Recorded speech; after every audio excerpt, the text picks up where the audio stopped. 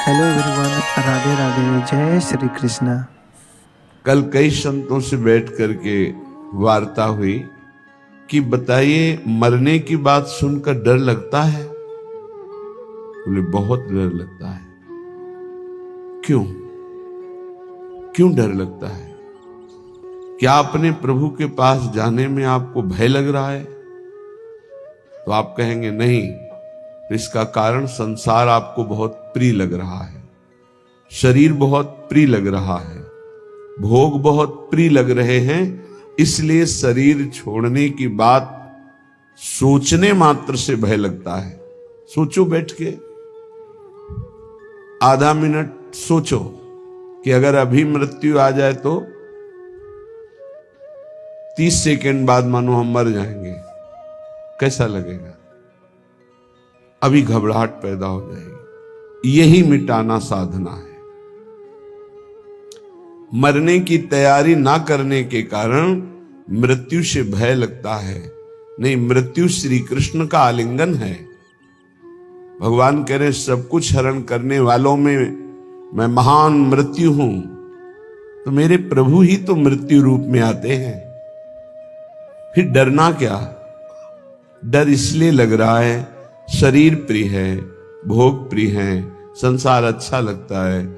नाली का कीड़ा भी यहां बहुत अच्छे से जीना चाहता है, ऐसे उसको बहुत अच्छा लगता है, कभी प्रलय ना हो, कभी नाश ना हो, और ये मुझे नाली में रहने को मिले। शूकर अपनी इच्छा चाहता है।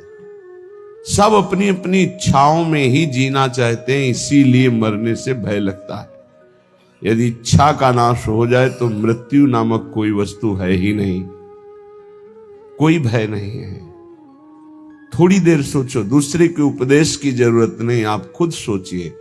मृत्यु तो होनी ही है, निश्चित होनी है। इसका नाम मृत्यु लोक है। जो यहां जन्मेगा वो मरेगा, निश्चित पक्का है ये। अब जब मरना ही है तो हम मरने की तैयारी ऐसी क्यों न कर ले कि मुझे मृत्यु से भय न लगे, पर हम जीने की तैयारी में खूब लगे हैं। देख लो, बढ़िया मकान, बढ़िया खान पान, वस्त्र, परिवार, रिश्ता, नाता, ये सब जीने की तैयारी पूरे जीवन भर करते रहे, पर मरने की तैयारी नहीं की, इसलिए मृत्यु से भय लगता है। और मरना निश्चित है, छूटना निश्चित है, तो फिर मन पछतई है अवसर बीते। ये अंत ही तो ही तजेंगे, पामर तू न तजय बही ते। मन पछतई है अवसर बीते। बढ़िया अवसर है, मृत्यु पर विजय प्राप्त करने का बढ़िया अवसर है। श्रीपाद प्रबोधानंद जी महाराज कह रहे हैं, शोढ्वापि दुःखानि सुदुस्सहानि त्यक्त्वाप्यहो जाति कुलादिकानि भुक्त्वा स्वापकैरपि थुत्कृतानि वृंदाटवीवासमहं करिष्ये। शोढ्वापि, यदि मेरे शरीर में भयानक रोग रूपी दुख हो, या बाहर विपत्ति रूपी, दरिद्रता रूपी दुख हो, तो भी मैं अब अपने लक्ष्य से विचलित होने वाला नहीं। ये मृत्यु पर विजय प्राप्त होने की तैयारी है। शोढ्वापि दुखानि सुदुस्सहानि, जो सहा नहीं जा सकता ऐसा दुख। आप विचार करेंगे कि जो ऐसा दुख है उसमें भजन कैसे हो सकता है। गुरु कृपा से देखा है, जब ऐसा भयानक दुख होता है तो एक अंतर में कोई ऐसी जगह है जहां बिल्कुल दुख स्पर्श नहीं कर रहा होता, केवल दुख का वो दृष्टा होता है, केवल दुख को देख रहा होता है, दुख को भोग नहीं रहा होता। उस समय भी एक अद्भुत आनंद, जैसे हम सामने आग लगा हुआ देख रहे हैं दृश्य, पर हम आग से बहुत दूर हैं, ऐसा अनुभव होता है। इसलिए जब तक आप नाम जप नहीं करेंगे, जब तक आप भगवत आराधना नहीं करेंगे, तब तक आप दुखों को सहन करने में असमर्थ रहेंगे, और जहां दुख आया तहां फिर भजन नहीं बनेगा। कल एक उपासक एकांतिक में प्रश्न कर रहे थे कि बहुत कृपा है हमारे ऊपर प्रभु की, खूब नाम जप करते रहे, पर अब हमारा शरीर अस्वस्थ हो रहा है, अब भजन में रुचि नहीं रह गई। ऐसा कैसे हो सकता है कि आपका खूब नाम जब चल रहा हो, खूब अच्छा लग रहा हो, फिर भजन छूट जाए रोग में? और साधारण रोग, शुगर हो जाना, ब्लड प्रेशर हाई लो हो जाना, ये तो सबके लगभग लगभग है। कोई बिरला ही बचता है जिसके शरीर में रोग ना हो, ये कलिकाल है। अगर रोग ये साधारण आने पर आपका भजन छूट जाता है, तो असाध्य रोगों में क्या करेंगे? आप तो फिर प्रभु को भूल ही जाएंगे। तो आपकी तैयारी क्या रही? तैयारी तो इसी बात की है कि भारी विपत्ति बाहर और अंदर शरीर रोग ग्रसित पर हम आपका भजन नहीं छोड़ेंगे। शुद्धापि दुखानि सुदुस्सहानि, ऐसा दुख जो सहा नहीं जा रहा, उस समय भी हम राधा राधा राधा राधा ऐसा रटेंगे। त्यक्त्वाप्य हो जाति कुलादिकानि, हमारे कुल के, हमारे जाति के, हमारे परिवार के त्यक्त्वा, हमें त्याग दे, तो भी मैं ऐसी परिस्थिति में भी प्रभु का स्मरण नहीं छोड़ूंगा। भुक्त्वा स्वापाकैरपि थुत्कृतानि, बहुत ऊंची बात कह रहे हैं कि यदि मुझे श्रीधाम वृंदावन का वास मिले, आश्रय मिले, और मुझे नीच जनों का जूठन पाना पड़े, तो मैं वो पा करके रहूंगा, पर अब मृत्यु की तैयारी में कसर नहीं रखूंगा, अब मृत्यु पर विजय प्राप्त करूंगा। धाम का आश्रय लेकर सत्संग करते हुए नाम वाणी में ऐसा चित्त डुबोऊंगा कि शरीर अस्वस्थ हो तो भी भजन न रुके, भारी विपत्ति हो तो भी भजन न रुके, परिवार के लोग हमें त्याग दें तो भी भगवद आश्रय न छूटे, और हमको जूठन मांग के खानी पड़े तो भी भगवद आश्रय नहीं छोड़ेंगे। ऐसे पुरुष को परम पद की प्राप्ति होती है। इतना धैर्यवान होना चाहिए। ये छुटपुट विपत्तियां, रोग, ये हमारे पाप कर्म के प्रभाव से ही आते हैं। हमको आनंद पूर्वक सहना सिखाता है सत्संग, शास्त्र, भजन, ये सामर्थ्य देता है। भजन नहीं तो बातों से नहीं सह पाओगे। इसीलिए यावत स्वस्थमिदं कलेवरम यावत च दूरे जरा, जब तक आपका स्वास्थ्य ठीक है, वृद्धावस्था दूर है, तब तक भजन कर लो। ऐसा अभ्यास कर लो कि किसी भी स्थिति में भजन न छूटे।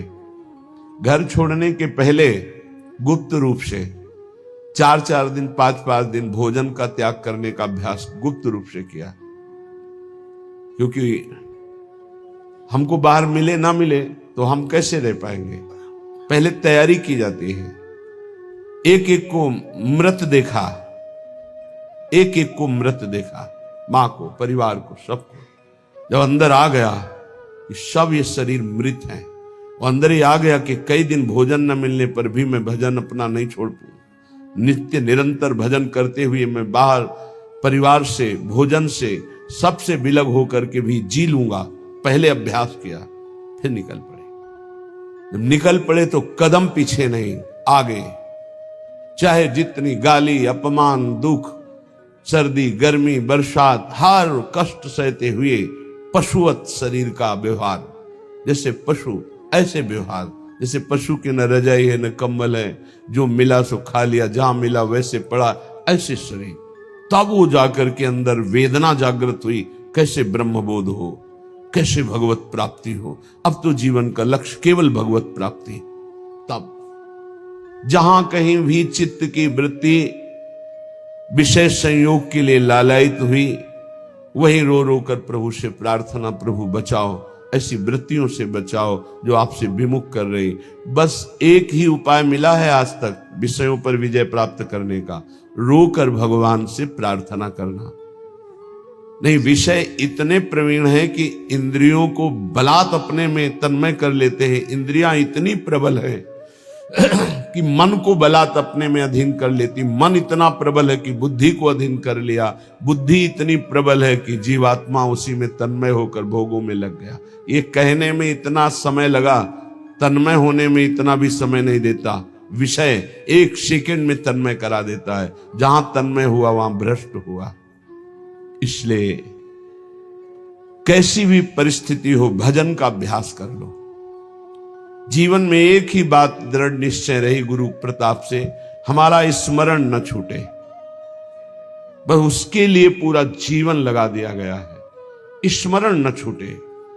हजारों के बीच में या एकांत में, भूख प्यास में या छके हुए, अपमानित होकर या सम्मानित होकर, सर्दी गर्मी बरसात, कोई भी परिस्थिति हमें भगवान से विमुख न कर पावे। कोई कहने वाला थोड़ी था परमार्थ में जब चले, कोई सिखाने वाला थोड़ी था। एकमात्र परमात्मा स्वरूप गुरुदेव हर समय साथ रहते, हमारे दिमाग में रहते। 3 बार गंगा स्नान, चाहे सर्दी हो, चाहे गर्मी हो, चाहे बरसात हो। एक ब्रह्म मुहूर्त 3 बजे 4 बजे के बीच में जब भ्रमण करते थे, अगर कहीं रुके तो 2 बजे के बाद उठकर गंगा किनारे। पर भ्रमण में ऐसी, क्योंकि पता नहीं कौन कहाँ घाट है, कहाँ स्नान करना है, तो 4 बजे के लगे। फिर 9 और 10 के बीच में एक स्नान, और फिर 3 और 4 के बीच शाम। ये शौच लगे न लगे उससे नहीं, 3 बार त्रिकाल स्नान करना और त्रिकाल आराधनाएं कुछ गुरु प्रदत्त। अपने को जब तक आप दुख सुख में समान रखकर साधना में भाव नहीं रखेंगे, तब तक आप नहीं चल सकते। क्योंकि ऐसी परिस्थितियां माया डाल देगी। हमें बड़ा आश्चर्य लगता है, छोटे मोटे रोग, ब्लड प्रेशर लो हो गया या हाई हो गया या शुगर बढ़ गई, ये तो बहुत बड़ी बड़ी भयानक परिस्थितियों में महापुरुषों की दिनचर्या में कोई फर्क नहीं पड़ा। तिवारीपुर सेनपुर के समीप वहीं एक पंजीरी बाबा रहते थे।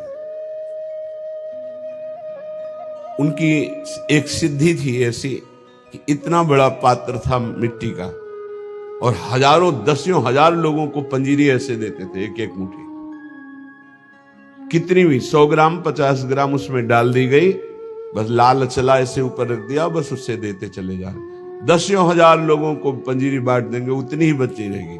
ऐसे सिद्ध महापुरुष। पर उनका नियम था, सुबह 2 बजे रात्रि से लेकर के दोपहर 2 बजे तक गंगा जी में खड़े होकर मंत्र जपना।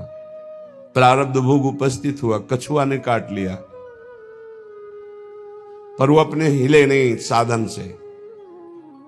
अब वहां दंडवत प्रणाम करने वाले हजारों लोग, लेकिन पूछने वाला कौन होता है, आप कैसे हैं? ये तो कोई बिरला ही। अब उनकी सड़न पैदा हुई, उसी पैर में मवाद बनने लगा। वो वैसी दिनचर्या, कीड़ा पड़ गए, वैसी दिनचर्या। जब कीड़ा पड़ गए, दुर्गंध आने लगी, तब दूर से लोग दंडवत करते, पंजीरी लेने नहीं नजदीक आते, तो हंसते। ये संसार है, हंसते। कभी उनको शोक ग्रसित नहीं देखा, कभी नहीं देखा। एक संत भगवान को देखा कि कमर से नीचे बेकार हो गए, प्रारब्ध भोग है। ऐसे हाथ के ऐसे बल से गंगा जी जाना, स्नान करना, अपनी दिनचर्या में जब उनसे बात करते, अमृतमय आनंद में डूबे रहते। ये है साधना का फल। शरीर की कैसी भी परिस्थिति हो, हमारे भगवदानंद में फर्क ना पड़े, तब तो साधन। तो कह रहे हैं, शुद्धापि दुखानि सुदुस्सहानि, तैयार हो जाओ। देखो, ये तैयारी है मृत्यु पर विजय प्राप्त करने की। चाहे जैसी दुख की परिस्थिति हो, चाहे जैसी परिस्थिति, भजन न छूटे। आप भजन को पकड़ने की कोशिश करें, भजन आपको पकड़ लेगा। जिस दिन भजन पकड़ लेगा, उस दिन छूटेगा ही नहीं। रात दिन गूंजता रहता है। कैसी उसको आनंद की अनुभूति होती होगी, जिसका निरंतर मंत्र चलता है, नाम चलता है। तो नाहम गमिष्यामि सताम समीपतो, वृंदावन छोड़कर, वृंदावन के रसिकों को छोड़कर मैं किसी भी महापुरुष का संग नहीं करूंगा। नाहम गमिष्यामि सताम समीपतो, जो प्रिया प्रीतम के प्रेम रस से अनविज्ञ हैं, उस रस के ज्ञाता नहीं है, मैं उनका सत्संग नहीं करूंगा, और ना ही करना चाहिए। क्यों? क्योंकि हमारे भाव को पुष्टता मिलेगी, इष्ट मिले और मन मिले, और मिले भजन रस रीति। जहां इष्ट मिले, भजन रस रीति मिले, प्रेम रस का मन मिले, वही सत्संग में रंग आएगा, अन्यथा बाधा पड़ जाएगी। क्योंकि बहुत प्रकार की भक्ति है, बहुत प्रकार के भक्त हैं, बहुत प्रकार की साधना है, बहुत प्रकार के साधक है। तो हमारे समाधान का, चित्त के समाधान का विषय रसिक जन है। रे मन रसिकन संग बिन रंच न उपजय प्रेम। इसलिए महाप्रभु हरिवंश चंद्र जी भी कहते हैं, वृंदान सर्व महता मपहाय दूराद। बाहर के बड़े बड़े महापुरुषों को प्रणाम करके अगर प्रेम प्राप्त करना चाहते हो श्यामा श्याम का, तो वृंदावन के रसिकों का संग करो। तो उनके संग से, जिनका स्वभाव है सत्तारणी कृत स्वभाव, ऐसी श्री जी से आपका अपनापन हो जाएगा। तो ना हम गमिष्यामि सताम समीप, तो मैं नहीं जाऊंगा किसी भी बड़े महापुरुष के पास जो वृंदावन रस से दूर हैं। ना हम वदिष्यामि निजम कुलादिक, मैं कभी कुल का परिचय बता करके अपनी महानता देने वाले का मैं कभी संग नहीं करूंगा। क्योंकि महान वो है जो इष्ट में तन्मय है, ना कि जाति पक्ष में, कुल पक्ष में।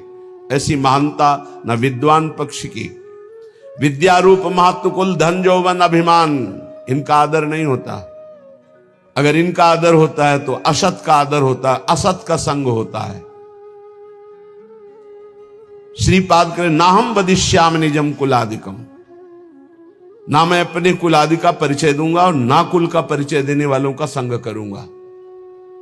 ना हम मुखम दर्शितास्मि कस्यचित्, मैं ऐसे का कभी मुख भी नहीं देखना चाहूंगा जो प्रिया प्रीतम से विमुख होकर के संसार के राग रंग में मगन है। वृंदाटवी वास कृतेति साहसी, मैं अत्यंत साहसी होकर के, असंग रह करके श्री प्रिया प्रीतम का निरंतर भजन करूंगा। आह कीदृक् पुण्य राशे, आहा कैसे पुण्य प्रकट हो गए कि हमारी श्री जी की करुणा उदय हुई और मुझे वृंदावन धाम का वास मिला, आने को मिला, दर्शन करने। आहा कीदृक् पुण्य राशे सुपरिणतरियम केयमाश्चर्य रूपा, कारुण्य उदार लीला स्फुरति भगवतः कोनु लाभोद्भुतोयम। आहा मेरे सारे पुण्य फलीभूत हो गए, मुझे वृंदावन आने को मिला, वृंदावन में दर्शन मिले बिहारी जी के, राधा वल्लभ जी के, राधा रमण जी के, रसिकों का संग मिला, मेरे पुण्य फलीभूत हो गए। आहा आहा क्या आश्चर्य में करुणा उदारता प्रकट हुई कि मुझे परम रूप राशि श्री प्रियाजू के चरणों की शरणागति मिल गई, जो परम करुणा उदार का साक्षात वपु हैं। श्री जी के रूप का एक ऐसा प्रभाव कि रोए बिना नहीं रह सकते आप। करुणा दयालुता टपक रही है श्री जी के रूप से। वो मतलब सामर्थ्य के बाहर की बात है, कोई वर्णन कर सके। ऐसे नेत्र है, ऐसी करुणा है, ऐसा अपनापन है कि बस चिल्ला चिल्ला के रोने का मन होता है। तो कहते आहा हमारे ऊपर कितनी करुणा हुई, केम आश्चर्य रूपा, कैसा ये आश्चर्य में रूप है मेरी प्यारी जू का। कारुण्य उदार लीला स्फुरति भगवतः कोन लाभोद्भुतोयम, जहां जिनकी करुणा उदारता का लाभ स्वयं भगवान ले रहे हैं, वो रूप हमारी स्वामिनी जी का। मैं उनका शरणागत हूं। यद्वा नाश्चर्य में तन निज सहज गुणम मोहित श्री विधिशा, मेरी स्वामिनी जी का ऐसा सौंदर्य है, ऐसा प्रेम है कि लक्ष्मी ब्रह्मा शिवादि देवगण भी मोहित हो रहे हैं। यद्वा नाश्चर्य में तन निज सहज गुणम मोहित श्री विधि ईशा, श्री लक्ष्मी जी, विधि ब्रह्मा जी, ईश्वर भगवान महादेव, उच्चैर वस्तु, ऐसी दिव्य प्रेम वस्तु वृंदावन मिद मवन उयत स्वयं प्रादुरस्ते, मुझे वृंदावन की भूमि ने प्रदान किया। श्री स्वामिनी जी का रूप, स्वामिनी जी की शरणागति, स्वामिनी जी का राधा नाम, जिसे लक्ष्मी जी, ब्रह्मा जी, भगवान शिव आदि देवगण भी मोहित हो रहे हैं। ऐसा प्रेम, जिस उदारता का लाभ स्वयं भगवान श्री कृष्ण चंद्र जी ले रहे हैं, ऐसी स्वामिनी मुझे मिली। ये सिर्फ वृंदावन भूमि की कृपा। इसलिए मेरी जिह्वा रटन वृंदारण्येत्यविरत मटस्तत्र परितो नटन गायन प्रेम्णा पुलकित वपुस्तत्र विलुठन त्रुटत सरवग्रंथि स्फुटदति रसोपास्ति पटिमा कदाहम धन्यानाम मुकुटमणिरेशोस्मि भविता। मैं बन गया सबका मुकुटमणि। ये देखो हम श्यामाजू के बल अभिमानी। कदाहम अहम धन्यानाम, मैं धन्यों में धन्य हो गया। मुकुटमणि रेशोस्मि अस्मि, मैं भविता, मैं मुकुटमणि बन गया। किस बात से? क्योंकि मुझे ऐसी प्यारी जू की शरणागति मिली, मुझे प्यारी जू का नाम रटने को मिला। तो रटन वृंदारण्य, मैं वृंदावन में रहकर राधा राधा राधा ऐसा रटूंगा। विरत मटस तत्र परितो, वृंदावन की गलियों में घूमता हुआ नटन गायन प्रेमणा, नाचते हुए और पद गायन करते हुए। हा, पद गायन करते बन की कुंजन कुंजन डोलन निकसत निपट साकरी बीथिन परसत नाही निचोलन। बन की कुंजन कुंजन डोल, साथ में प्रियालाल बन विहार कर रहे, भावना करते हुए उपासक पद गायन। देखी सखी राधा पिय केली, देखो सखी प्रिया प्रीतम कैसे प्रेम रस क्रीड़ा करते हुए वन विहार गहवर वन में कर रहे। हाँ, सुंदर पुलिन सुभग सुखदायक नव नव घन अनुराग परस्पर खेलत कुंवर नागरी नायक। सखी देखो कैसे यमुना का पावन पुलिन है, नवीन नवीन अनुराग में डूबे हुए नव किशोर कैसे पावन यमुना पुलिन के तट पर क्रीड़ा कर रहे, खेल रहे हैं। आज निकुंज मंजू में खेलत नवल किशोर नवीन किशोरी। देखो सखी आज सुंदर नवम जहां शोभा प्रकाशित हो रहे, ऐसे नवीन निकुंज में हमारी नवल किशोरी जो खेल रहे। देखो सखी आज दोनों प्रिया प्रीतम अपने कर कमल में सुंदर सुंदर नील कमल और स्वर्ण कमल लेकर सैया की रचना कर रहे हैं। नवल नागर किशोर मिली कुंज को मल कमल दलन सिज्या रची। ऐसे विविध पदों को गाते हुए भाव में डूबा हुआ नटन गायन प्रेमणा पुलकित वपुस्तत्र बिलुठन, नाचता हुआ गाता हुआ और रज में लौटता हुआ। ये मेरी प्यारे जू की चरण रज है, ये रसिकों की चरण रज है। बार बार अपने शरीर को अभिषिक्त करता हुआ त्रुटत सरवग ग्रंथि, जड़ चेतन की ग्रंथ टूट गई, चिदानंद स्वरूप प्रकाशित हुआ। तो क्या कदाहम धन्यानाम, मैं धन्य हो गया। मुकुटमणि रेशोस्मि भविता, मैं मुकुटमणि बन गया, भक्तों का मुकुटमणि। ये सर्वोपरि महामाधुर्य रस में स्थित गर्व से कहते हैं धन्यानाम मुकुटमणि रेशोस्मि अस्मि भविता, क्योंकि वृंदावन की भूमि ने मुझे महान बना दिया। निरंतर राधा नाम गायन करते हुए, राधा यश गायन करते हुए, रज का सेवन करते हुए अपना जीवन वृंदावन को दे दिया। तो धन्यानाम, धन्य धन्य धन्य तेई जी इनके उपासी है। भगवान ने कहा ज्ञानिनस तत्वदर्शिना, ज्ञानी और तत्वदर्शी। ज्ञानी कहते शास्त्रों का ज्ञान होना, तत्वदर्शी माने तत्व का बोध होना, तत्व का दर्शन साक्षात्कार किए होना। अगर तत्वदर्शी ज्ञानी महापुरुष नहीं है तो हमारा काम नहीं बन पाएगा। कैसे? ज्ञानी है पर तत्वदर्शी नहीं है तो उनके खोखले वचन होंगे, बोध नहीं है। अब तत्वदर्शी है, श्रोत्री नहीं है तो अनुभव की बात शब्दों में कैसे बता पाएंगे? शास्त्रों का ज्ञानी नहीं, शास्त्रों के शब्दों की बात बोलने का तरीका ही नहीं पता, तो अपनी बात वो नहीं कह पाएंगे। इसीलिए प्रबुद्ध जी ने भी नवयोगेश्वरों में 11 स्कंद में कहा सदगुरु कैसे होने चाहिए? बोले वेदों के पारगामी विद्वान और परब्रह्म तत्व के अनुभव। वही यहां कह रहे श्रोत्रियम ब्रह्मनिष्ठम, श्रोत्रीय शास्त्रों का सम्यक ज्ञान और ब्रह्मनिष्ठ ब्रह्म तत्व का बोध प्राप्त किए हुए। 3 प्रकार के अधिकारी होते हैं, एक होते उत्तम, एक होते मध्यम, एक होते कनिष्ठ। उत्तम अधिकारी गुरु सेवा के बाद गुरु उपदेश श्रवण मात्र से तत्वबोध को प्राप्त हो जाता है, क्योंकि वो गुरु अधीनता स्वीकार किए रहता है। जो उत्तम शिष्य होता है, उत्तम अधिकारी होता है, वो गुरु अधीनता पर होता है। जैसा बोलो, जैसा बोलो, आपकी आज्ञा के अनुसार। उसे ज्यादा साधन नहीं करना पड़ता, श्रवण मात्र से उसको बोध होने लगता है। मध्यम अधिकारी जो साधन पक्ष पर जोर रखता है, पर गुरु आज्ञा से करेगा, वो कृपा पक्ष पर उसका परिचय ज्यादा नहीं, उसका साधन पक्ष पर परिचय अधिक। वो मध्यम अधिकारी है, श्रवण करेगा, मनन करेगा, निधिध्यासन करेगा, साधन करेगा, रहेगा गुरु के अधीन ही, पर उसकी प्रधानता साधन पे होगी, वो मध्यम है।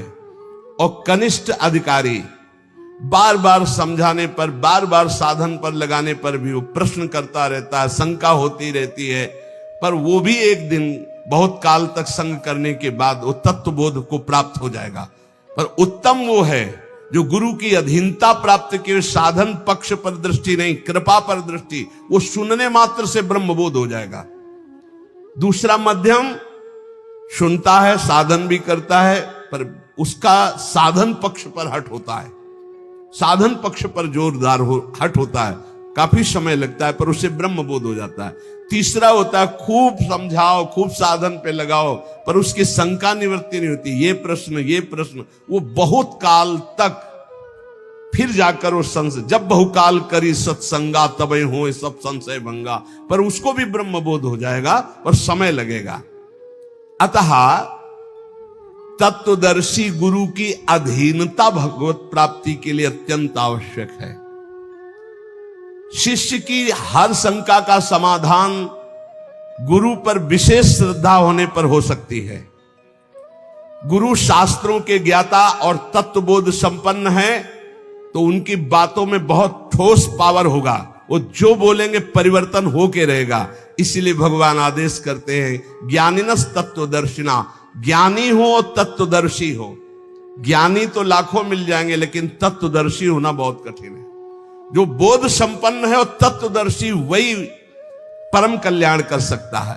उपदेक्षन्ति ते ज्ञानम, ऐसे महापुरुषों के सामने साष्टांग दंडवत करके, उनकी सेवा शुश्रूषा करके, सरलता पूर्वक प्रश्न करने पर वे तुझे उपदेश करेंगे तत्व ज्ञान का। अगर भगवत प्राप्ति की भूख जग जाए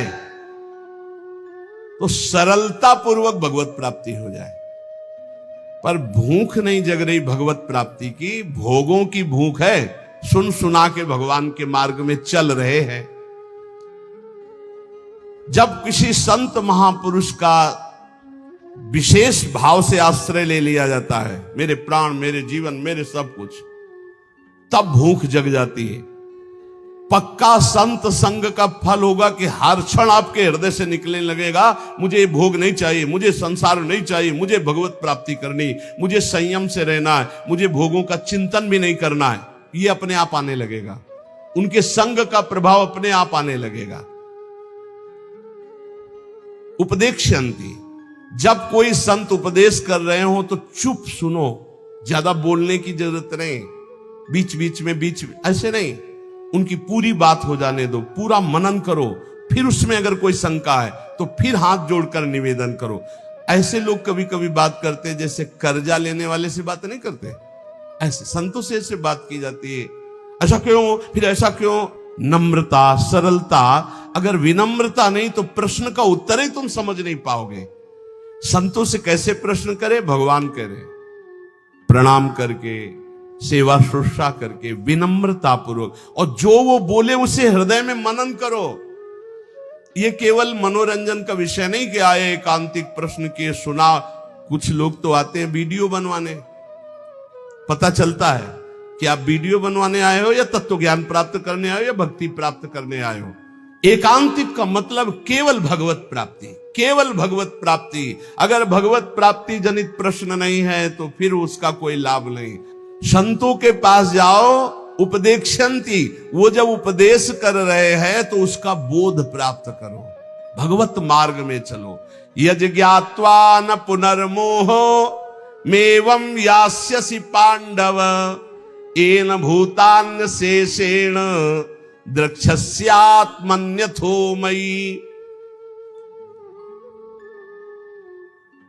अपने वैभव पद इनका परिचय देने संतों के पास नहीं जाया जाता। आप बात समझो, इनका परिचय न, परम पद का परिचय लेने जाया जाता है संतों के पास। यही अब दुर्भाग्य हो रहा है। तो हमें लगता है कि संसार की पद प्रतिष्ठा तो बहुत ही है, अगर संतों के पास जाए तो परम पद प्राप्ति की जनित प्रश्न करे, वैसी भावना से जाए तो लाभ मिले, नहीं तो काहे को समय बर्बाद करोगे अपना भी और संतों का। कुछ लाभ नहीं मिलने वाला। संतों के पास तभी लाभ मिलेगा जब अनंत भगवान से संबंध रखकर जाओगे, नहीं तो नहीं मिलेगा, अपराध बन जाएगा। संतों का संग भगवत प्राप्ति के लिए, संतों के यहां प्रश्न भगवत तत्व के ज्ञान के लिए, ये सांसारिक विजय के लिए मत मांगो। सांसारिक विजय के लिए आपका आचरण है, आपका आचरण। आप किसी पद पे हो, आप किसी अधिकार पे हो, हमारी जनता ने आपको आपके पद पर अभिषिक्त करने की जो ठान ली, तो फिर आप बन जाओगे। और जनता को तुमने, अब आप कोई पदाधिकारी बन गए, जनता ने बनाया, 5 साल नगर गए ही नहीं, जानते ही नहीं उनकी समस्या क्या है, एसी रूम छोड़े नहीं। अब फिर जब आया तो फिर विजय श्री, तो ये संतों के आशीर्वाद से नहीं होगी, प्रजा के आशीर्वाद से होगी।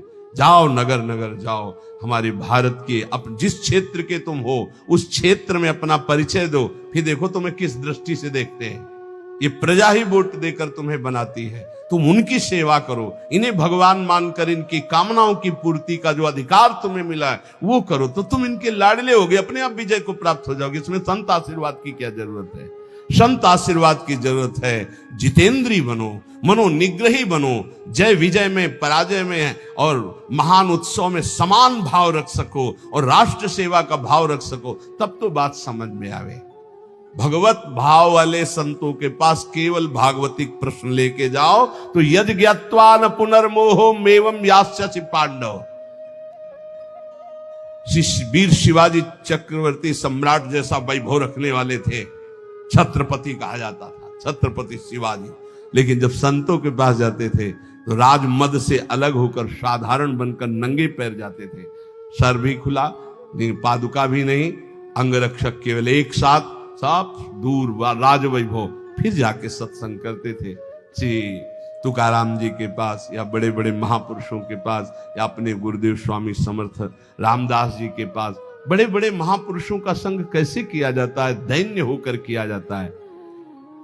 यदि ज्ञात्वा न पुनर्मोह मेवं यास्यसि, भगवान कह रहे हैं जो संत जन उपदेश करते हैं, यदि उसका तूने अनुभव कर लिया तो तुम्हें कभी मोह नहीं होगा। मोह ही जन्म मरण का हेतु है, मोह ही बहुत दुख प्रदान करने वाला है। हे अर्जुन, जिस तत्व ज्ञान से येन भूत्यान शेषेण तू संपूर्ण प्राणियों को पहले अपने में और उसके बाद मुझ सच्चिदानंद घन परमात्मा में देखेगा, वो ज्ञान तुझे संतों से मिलेगा। जब तू प्रणाम करके सेवा करके उनसे प्रश्न करेगा तो वो तुम्हें उपदेश करेंगे, उसका फल होगा कि तुम अपने आराध्य को सब में देखोगे और सबको अपने आराध्य में देखोगे, कहीं मोह नहीं रह जाएगा, तुम परम पद के अधिकारी बन जाओगे। देखो जीवन का लाभ संत समागम, प्रारंभ से अभी तक संत समागम का लाभ, नाम जप में प्रीति हो जाए, किसी से द्रोह ना हो, सब में अपने आराध्य देव बैठे, पक्का समझ लो। ये ढांचे अलग अलग हैं, इनमें ईश्वर एक ही सब में विराजमान है। विविध नाम रूप अलग अलग है, एक ही परमात्मा सब में विराजमान है। ये ज्ञान आपको नाम जप से मिलेगा, ये ज्ञान भगवत सेवा से मिलेगा, ये ज्ञान आप सब शरीरधारियों के प्रति हित की भावना से मिलेगा। खूब नाम जप करो, कोई नशा मत करो, अच्छे आचरण करो। परिवार और समाज की सेवा से बढ़कर के कोई और भगवत सेवा नहीं है। इन्हीं में भगवान का दर्शन करते हुए इनकी सेवा करो तो तुम्हें भगवान की कृपा प्राप्ति इसी जन्म में हो जाएगी। Thank you so much guys. Video देखने के लिए आप लोगों का बहुत बहुत धन्यवाद, बहुत बहुत साधुवाद। और कहते हैं ना कि इस जीवन का कोई भी भरोसा नहीं है। जो जीवन हमें मिला है, हमें ईश्वर को याद करना है, उनके नाम की महिमा को हमें संसार में बताना है, समझाना है लोगों को, क्योंकि नाम जाप से ही सब कुछ हो सकता है। ओके, तो ज़्यादा से ज़्यादा आप लोग नाम जाप करें, प्रभु में ही प्रीति लगाइए, क्योंकि अगर संसार में प्रीति लगाइएगा तो कहीं ना कहीं जीवन में दुख मिलेगा। ईश्वर से प्रेम लगाइएगा तो जीवन हमारा अच्छा होगा, सुखमय होगा। तो प्रभु से प्रेम लगाइए, प्रभु से प्रीति लगाइए, नाम जाप करिए ज़्यादा से ज़्यादा, और लोगों का भला करिए, हेल्प करिए, कभी भी किसी का बुरा मत चाहिए। ओके, तो थैंक यू। और गाइज कोई भी कमेंट हो आप लोग कमेंट करना मत भूलिएगा, लाइक शेयर कमेंट। ओके, और थैंक यू, लव यू। हाँ, चलिए एक मंत्र का हम लोग साथ में जाप करते हैं। ओके, मंत्र है ओम कृष्णाय वासुदेवाय हरे परमात्मने प्रणतः क्लेश नाशाय गोविंदाय नमो नमः। इस मंत्र का जाप हमें निरंतर करना है। ओके, अगर निरंतर नहीं कर सकते हैं तो घर से बाहर निकलते वक्त आप लोगों को 11 बार इस मंत्र का जाप करना है। मंत्र फिर से एक साथ बोलते हैं। ओके, आप लोग भी बोलिएगा। ओके, हाँ देखिए, कंजूसी ना करिए बोलने में। तो चलिए बोलते हैं ओम कृष्णाय वासुदेवाय हरे परमात्मने प्रणतः क्लेश नाशाय गोविंदाय नमो नमः। ओके, इस मंत्र का जाप आप लोगों को जब भी समय मिले आप लोग करते रहिए, पूरी श्रद्धा के साथ, ईमानदारी के साथ, और चमत्कार होंगे। बहुत ही लाभकारी मंत्र हैं गाइज। ओके, और thank you, love you guys.